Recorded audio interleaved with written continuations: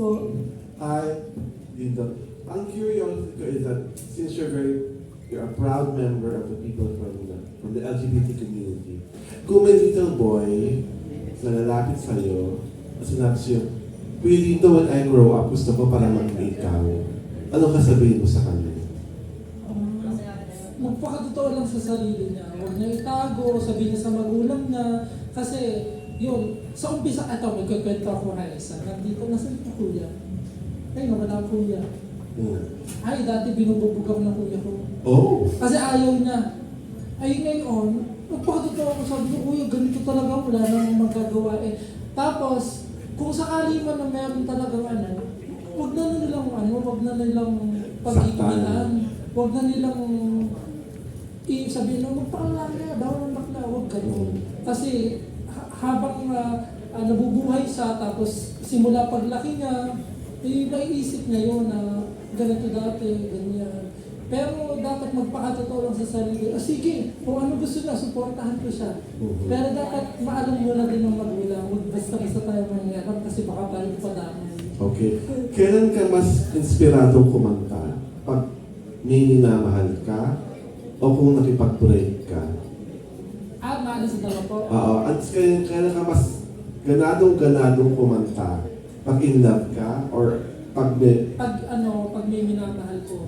Okay. Bukod sa karelasyon, jowa-jowa, ganyan. Oo. Yung kumbaga parang ginagawa ko ito dahil ang daming nagmamahal sa akin mga tao. Tulad ng mga nandito, mga nasa social media. Kung nakikita mo na patuloy silang sumusuporta sa akin, patuloy din ako lumalaban, patuloy pa rin ako kakanta kasi yun ang aabangan nila sa akin eh. Hindi naman po pwede na kaya ka lang kakanta dahil break up ka. Oh. Are you in a relationship now? Hindi po. Wala ka pa Wala relationship. po. The last person na minahal mo, anong team song niya? Ay, wala kahit di naman po. Wala naman po. Wala.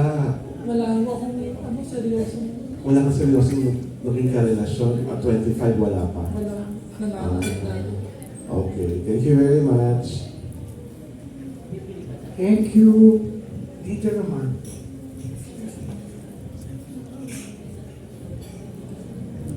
Hi Tito, Flavelio from Manat Life. Tanong ko kasi, since parang, yun nga, very wide yung vocal range mo, usually kano katagal mo mapaperfect yung isang kanta? Or kano katagal mo inaaral bago mo masabi, gamay mo na yung kanta? Naku, matagal ho. Kailangan ng mga na, Diyos ko, pinong-pinong parang parang paminta. Kasi hindi mo makakalain na minsan okay. Tapos mamaya wala. Tapos mabilis po akong tawag ko? Ma-distract. Yung mabilis po akong maganon. Once na may tapos ganun yan, hindi ko na magagawa mo. Kaya karamihan ko pag ako'y kumakanta, nakapikit na lang ako para hindi ko makikita ang Pero pinaparamdam ko kung ano yung kinakanta ko. Yung ganun po ako gawin, kakanta. Pero mahaba-haba. Pero kahit pa paano naman po, pag oras talaga na nasa stage ako, hindi ko po ayaw na mapahiya ako. Lahat gagawin ko. For example, ano yung sa tingin mo pinakamatagal na inaral mo yung isang kanta para masabi mo, ay, confident ako kantahin ito? Kano katagal? Matagal-tagal? Inabot ba na ilang buwan or weeks Ay, hindi lang? naman po buwan. Ay, buwan. Siguro mga 2 linggo. Yun, din. Okay, thank you. Thank you. Okay, Omar. Hello po. Hello, congratulations. Salamat po. Yung mga kanta mo kanina is mga ballad, no? So, meron bang, is there something in the future na we're going to sing a faster song? Opo. Kasi yun po yung pag-aaralan po namin ni Coach. Kasi yun po yung parang nakalista na kung alin po yung aaralin kong sunod na kakantahin. Meron pong mga balad na aaralin ko, igagawin kong pass. Tapos sa tapos gagawin ko kong mga balad. Yun ang acoustic. Yung next song na actually na nakaline up kay Benny, upbeat na siya. So, may aabangan po ba kami album in the future? Yes naman po. Kaya abangan niyo lang po. Congratulations in Salamat advance. po. Camilo, meron kang question? Sige. Congratulations din kay Coach. naaliwag kami at nagustuhan ko yung kanta.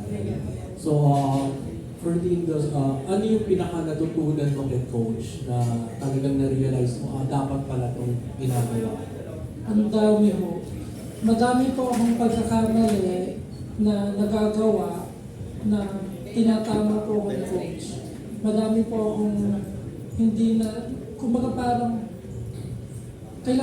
kailangan ko palang disiplina rin ang sarili ko. Kasi bukod po sa tinuturuan niya ako sa pagkanta, tinuturuan niya din po ako kung paano yung tamang disiplina sa sarili. Kasi minsan, parang nasa tatay ko talaga eh. Kasi sinasabi mo, bawal to. Hindi ganyan, hindi ganon. Kumbaga, parang natutuwa po ako kasi siya po yung parang, bukod kay Mami Yang na nandito, at saka dati kay Kangkang, si Coach po yung tinuturo ko kung paano yung tama. Tapos sa pagkanta naman po, ang dami kong na-realize na, kaya pala hindi ko maabot kasi ganito yung ginagawa ko. Kaya pala hindi ko makanta ng maganda kasi ganito lang yung pwesto ng aking katawan, pwesto ng aking muscle sa bibig, sa kahit saan. Tapos, hindi ko din naisip na meron palang pagkanta gamit yung mga likod, mga ulo, yung ganyan. Kasi wala akong kaalam-alam po mismo isa na naturo po sa akin ni Coach. Na dati, nung una, salita lang siya ng salita, tapos English na English. Wala naman po ako natututunan sa English. O Coach, mag-Tagalog ka. Nung medyo nagiging okay na po kami, sabi, Coach, mag-Tagalog ka. Kasi si Coach, once kasi magsabi siya ng ituturo na sa akin. Naintindihan mo? Hindi, English po eh. Yun, gano'n. Pero natuwa naman po sa kasi tinatranslate na ng Tagalog.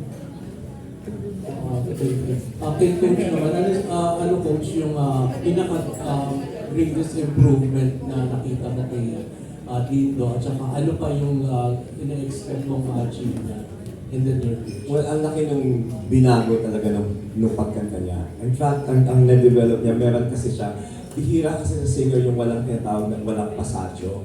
Yung wala siyang breaking point. Na dati, nagkakaroon siya ng breaking point kasi hindi na naka-place, mali yung ginagamit niyang muscle dun sa singing. So nung na-correct namin yun, kaya kita mo, nung umaakyat siya, hindi niyo napapansin na nagpapalit siya, nag-shift siya kasi wala siyang breaking point. Yun, nagagawa niya nagawa niya talaga with flying colors. And we're working on his diction. Maano naman siya eh, magaling na estudyante. Yun yung maganda doon, maano siyang estudyante. So, ang ano ko nun, later on na kahit wala na ako, magagawa niya na yun. At mas lumawak pa na hindi lang siya singer, but embracing nga, as I said, na to use this, yung talent niya, at saka yung art niya, not only just to entertain, but again, to create the change in the society. Thank you, Camilo. Dito naman tayo kay Albert. Hello po, Sir. Okay. Hi, congratulations.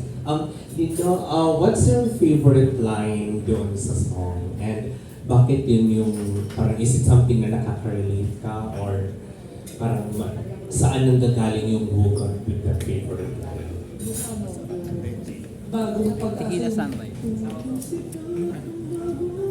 Parang jeans. Yung kumbaga parang yun nga, bukod sa sinabi ko kanina, yung ang dami ko ng pagdaanan na hindi alam ng iba, na meron palang pag-asa. So ito yung pag-asa. Kasi ang dami kong iniyak sa mga nagdaang buwan, ang dami kong pinaghirapan. Namayat ako, umiyak po ako ng marami, hindi ako makatulog. Tapos nung time na aaminin ko po sa inyo yung dati ko pong kanta, pinakanta sa iba, hagulhol ako, gusto ko ipaglaban ko, tapos pinayuhan ako ng marami, pinayuhan din ako ni Coach na kung para sa'yo, sabi ko, pag oras na halimbawa, okay na ako, tapos boom na ako, gusto kong bawiin, tapos nitong meron na akong kanta, bagong pag-asa, ito yung kantang to, naisip ko na hindi naman para sa akin talaga, ito yung para sa akin, minahal ko na din yung kantang to, kasi mahal na mahal ko na din, hindi ko na hayaan na mawala din. Tapos yung mga nawala sa akin, sige, okay lang. Kasi yun yung desisyon nila. Pero sana inisip din nila na yung nararamdaman ko. Siyempre, mahal ko na yung kanta eh. Tapos mawala na lang sa akin. Hindi nila alam kung anong pinagdaanan ko doon sa kantang yun. Pero dahil meron ng bagong pag-asa, yan, masaya po ako. Ngayon, wala na akong lungkot na nararamdaman. Masaya na ako ngayon. Yung dating kanta na sinasabi mo, na-release yun, Opo. sumikat naman. Ay, opo. Kasi wala pang 1 month. Sa TikTok po, nag-ano siya ng 29 million. Kasi kaya ko po yung iniyakan kasi bawat viral video ko na yun yung kanta, million. Tapos pinopromote ko po siya sa Bigo, kaya't ako alas 5 ko natutulog, minsan inabot pa ng alas 6, pinopromote ko sa TikTok, yan, sa YouTube, sa Facebook. Tapos, nung aalis ako, kasi papakanta para sa ito, parang sinaktan mo, parang nasaktan ako. Yun, pero iniyak ko na lahat yun. Hindi nila alam na nasaktan ako. Hindi nila alam ang pinagdaanan kong hirap na isip ko. Yan. Kaya yun, buti na lang may mga mamis ako na hanggang ngayon, sumasuporta pa rin sa akin. Tinutulungan nila ako noon makalimutan lang. At buti na lang dumating si coach, pinapayuhan ko ako kung ano yung dapat at hindi dapat. Curious lang ako, parang how did this work? Itong mga mommies mo, paano mo to sila na-meet? And then what kind of relationship do you have? Kasi parang in fairness sa support nila. Oo. Unang-una po sa lahat, nagpapasalamat ako kay Direk Benny Andaya kasi siya po yung nagdala sa akin para makilala po yung mahal community, yan, yung mga Milani, yan, tapos nakilala ko ni Tita Merly, yung Abot Kamay, yan, tapos nandun yung mga mamis. Siguro, nung ako'y umalis, kasi umalis ako, tapos sabi ko sa mga mami, hayaan niyo po ako mag-desisyon. Kasi gusto ko na po kasi nag-aalis po ako ngayon.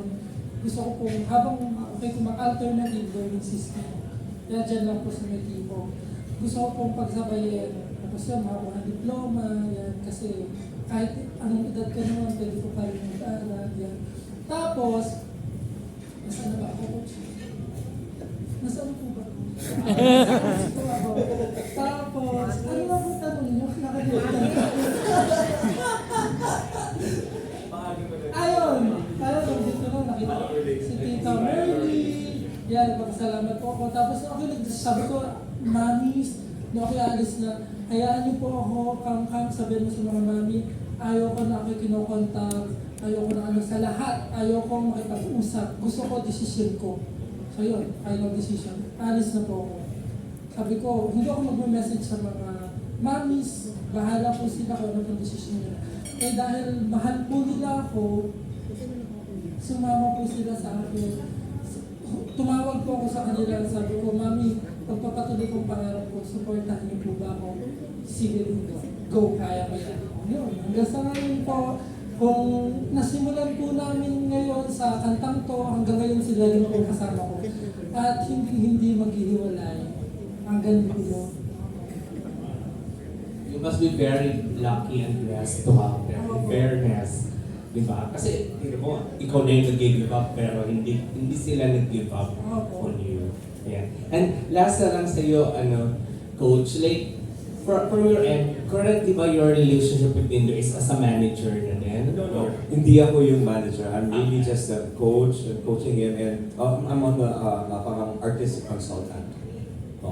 But I think the yung support ng mga mommies, yung grupo na yun, tapos meron silang representative, si Miss Yang Gabinete, she's here. Si Miss Yang actually ang tumatayong manager niya. Miss Yang, come here. Yan, pinapakita. Kasi nag-practice po si Mami Yang lang sasabihin niya po. Mami Yang, dito ka na. It's your time. Sige na, Mami. Nahiyan po kasi si Mami Yang. Pero alam niyo po, niloloko ako ng mga mami dati. Sabi niya, magpakabait ka kay coach. Dahil pag nawala si coach, ayaw na namin. Gagano, niloloko ako ng mga mami. Pero yun, kaya yun, blessing din pala dumating sa amin si coach. Thank you. Congratulations.